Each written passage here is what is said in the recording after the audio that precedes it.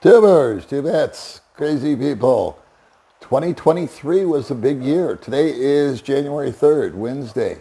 And about 2 weeks ago, I pulled the trigger and I purchased a piece of planet Earth for my wife. We got married in February of 2023. And even prior to marriage, I've always called my wife my project. Because it's been a project to get her a driver's license, a passport, a bank account, getting married itself, driving lessons, you name it. And why stop there? I've heard nothing but knucklehead stories about guys buying homes or buying land and building homes and going through all kinds of stress and meltdowns and rip-offs. Not all stories are bad, but there's been a fair share that have come across my radar. And so naturally I said, hey, why don't I jump in and grab a piece of that misery?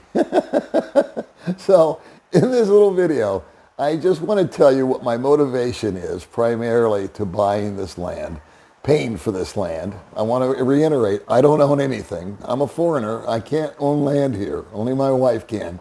And what the process was, what we went through before actually pulling the trigger and spending the money, and how it affected my budget and all that good stuff, and then what our future plans are as to what we're going to do with the land. All right, so here comes my little goofy video. Well, all right, as I just mentioned in the little introduction there, what is my motivation for taking on such a project? And it's really a pretty simple answer. I desire to leave my wife better off than when I found her. And we've been together for over 5 years. We are a committed couple. I have absolutely no reservations about her feelings for me, nor mine for her. But I am a realist, and I have 30 years on her. We have a 30-year age gap. She's 38 years old. Next month, I'm going to be 69. And so, obviously, I'm going to be leaving the planet well before she does. And if I do, when I do, how will I be leaving her? Well, the one thing that would really just give me peace inside is to know that she has an adequate shelter, something that's not, native or anything like that, and also nothing too opulent, because it's just not the type of person that she is. But a safe, secure, comfortable dwelling for us to enjoy together while I'm here, and for her to be able to reside in with absolutely no overhead whatsoever, except for little nicky-nacky taxes that they charge, which are minuscule, and possibly an electric bill, which would be small. It would be cheaper for her to have this home than to rent a boarding house like she used to. Or it'd probably be cheaper than to live with her parents or her sister. It would be her own dwelling.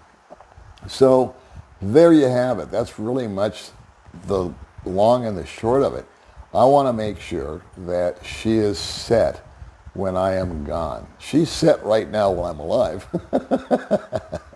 But we all know that's a finite amount of time that's left for old Polly Boy here. And again, it would just give me peace of mind while I am alive that this has happened. The process, I'll get into that. I have to give a shout out to the Veritas group. My friend Michael is the owner of it, and he has been the guy that's helped facilitate this for me.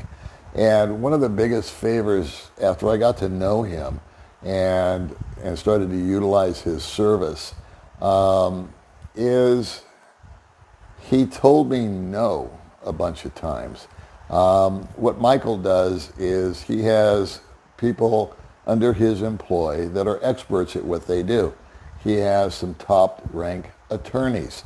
He has some top-rank real estate facilitators, surveyors, engineers, builders, The list goes on and on. A lot to do with real estate. And so I looked at several properties that if I'd have bought it, he would have got, the deal. And he could have just said to me, yeah, sure, Paul, go right ahead. But you know what? That's not the deal that he makes with me or anybody else when he enters into these agreements with you. He is there to protect you. And he told me no on a number of occasions. Don't do it. Don't buy it. May and I found a cornfield I did a video about that I fell in love with, and I really wanted to buy it. And I said, hey man, I found this place. Will you check it out for me? He said, absolutely. Sent his guy out. They did their thing. Came back. Said, Paul, there's going to be nothing but aggravation. And I won't list all the problems with the property, but it would have been where I would never have, if I had a title, or my wife, I should say, would never have really had a free and clear title to it, and on and on and on. Access roads, whatever. So I had criteria that I came up with after that little deal. And then another one that I looked at, got the thumbs down on it too. And it was the proverbial too good to be true deal. And so I became realistic with my expectations. And I'd rather be lucky than good. And so when this property came along, I consider myself to be lucky. The seller is a friend of mine. He hit a circumstance. He had purchased the property about a year ago. He didn't sell it to me for any more markup than what he paid. In fact, he improved it some. And he was in a position where he needed the money, and I was in the position where I needed the land.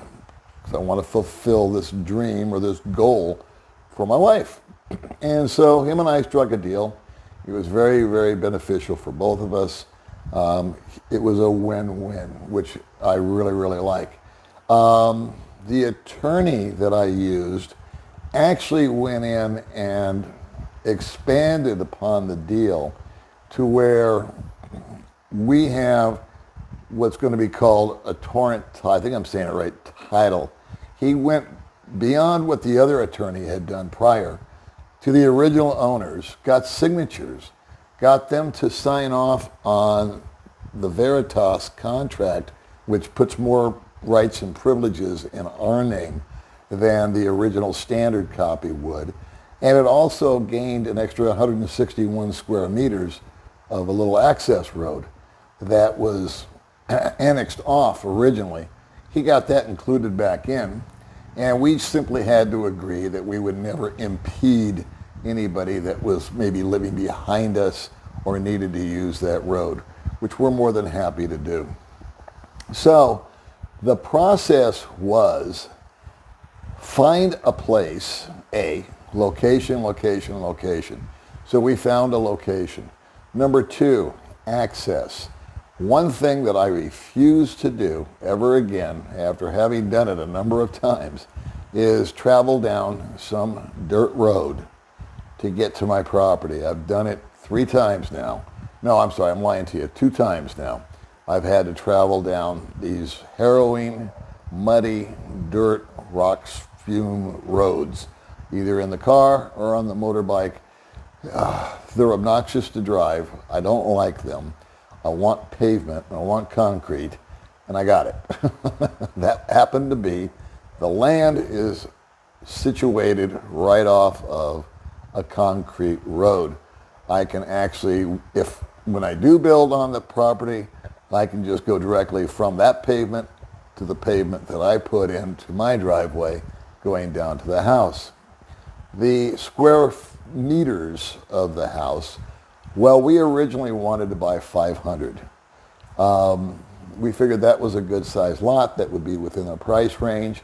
We actually originally wanted to buy a house on a 500 square meter lot. We figured that would be the coup de grace right there. We could find the nice house on the right lot, in the right location, and after 2 years of looking, because we've been looking for 2 years, it's been in my mind, we're always looking. Never found it. Never found what we wanted. There were the opportunities. I do know one fellow that bought a house and remodeled it. And it's just like a pristine gorgeous. He did a bang up job on it. It's just, you know, it's perfect. It's just a perfect house. He has the vision. He has the eye. He has the ability to come in and visualize how it could be. I'm not built that way. So I wouldn't have been able to do that.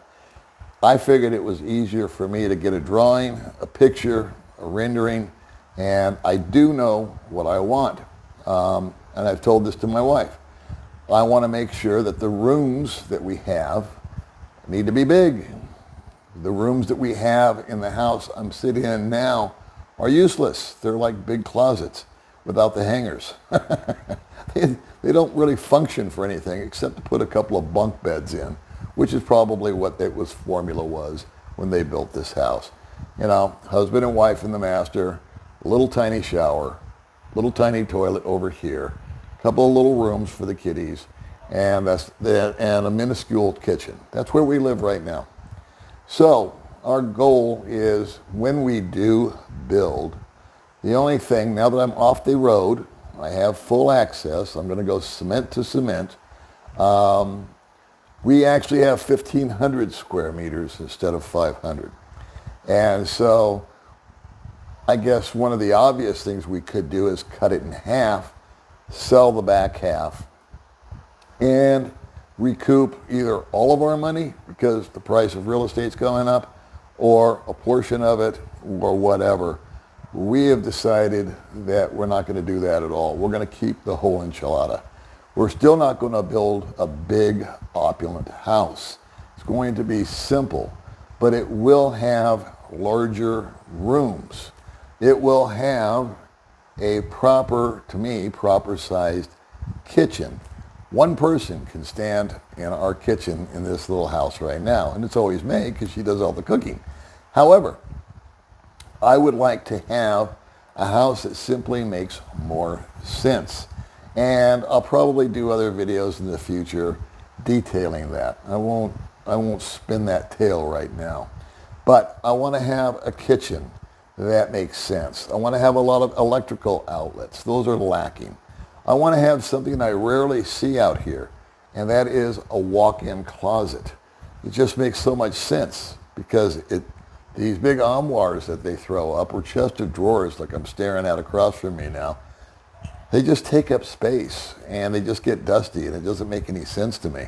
So a walk-in closet, and the other thing that is a big deal to me is a pantry. A pantry eliminates the need for a lot of cupboards and cabinetry. And I don't believe in cabinets up above because all Filipinas are 5'2" and they can't reach it. And I'm only 5'8", so it's hard for me to reach up there too. Pantry takes all that pressure off. If you have the drawers lower and there's pots and pans and cookware and plates and silverware, it's about all that you need. And so those are sort of like the must-have dream things. It will not be opulent. It will be, I don't know what it'll be yet because we haven't got to that point. But those are the things that I can't find out here. But if I build it myself, and I've asked people, if I took a 10 by 10 room and made it into a 12 by 12 room, would the cost be a lot more? And they all said no. You're just going out another 2 feet. It's going to be more, yeah. It's a little more wood, or it's a little more rebar, a little more concrete, a little more paint. But if you've got the land, stretching out a room to a bigger size that would be much more functional makes so much more sense to me that that's sort of one of my prerequisites. I have been in some homes that have done just that. And when I walk into them, I go, now this is right. This is the way it should be. Here's the dealio. Now that we've purchased this land 3 times as much as we planned on, we are now going to be at least a year until we break any kind of ground. We've talked it over. May's over there. She's not here. I keep pointing like she's next to me. We want to recoup the money that we just spent purchasing the land. We are now starting to get some ballpark figures from folks that have been through the building process. They have made some mistakes, or they have had a lot of victories, or they did find out the right way to do it as opposed to this way and that way, what to look out for. So right now we're kind of in hunter-gatherer mode as far as information. I'm a pretty pragmatic guy when it comes to a big thing like this. And I like to sit and think and analyze. And every time, in fact, I had a conversation with a gentleman today, and I said, I'm going to ask you a question. Please tell me I'm wrong. Please shoot holes in everything that I'm saying. Tell me that just speak the truth to me. I don't mind, but this is my thought. And when I came up with my thought, he said, that's a very good thought. That's a very good question. And he answered it for me. So these are the type of conversations that I plan to be having. I'm fortunate in that I know a lot of people out here that are either been through the process or are going through the process. So we haven't decided on a particular builder yet, a particular design yet, a timeline. Like I said, we are not going to make a move until we've recouped the money that was just spent to acquire the land. One rule that I have is, and I've said this before, is never buy anything out here that you can't afford to walk away from. And that was something that I did with this.